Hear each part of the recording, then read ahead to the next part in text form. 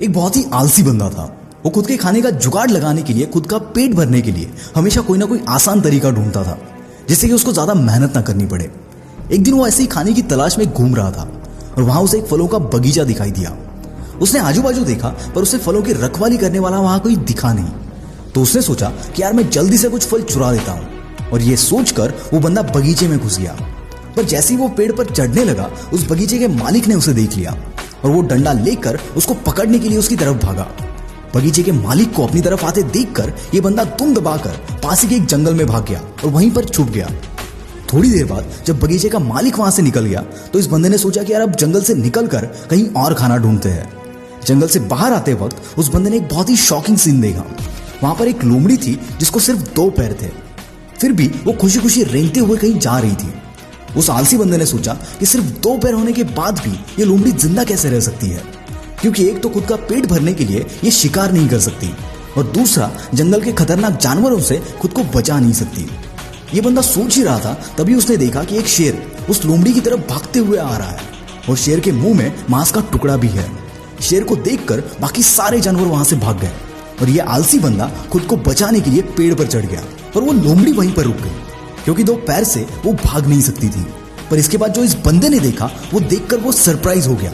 शेर उस लोमड़ी के पास गया और उसके मुंह में जो मांस का टुकड़ा था वो लोमड़ी के पास छोड़कर वहां से चला गया। ऊपर वाले का ये चमत्कार देखकर ये आलसी बंदा बहुत खुश हो गया और उसने सोचा कि जिसने इस दुनिया को बनाया, जिसने हम सबको बनाया, उसके पास हमेशा हर एक के लिए कोई ना कोई प्लान जरूर होता है और उसी तरह उस ऊपर वाले ने मेरे लिए भी कोई ना कोई प्लान जरूर बनाया होगा।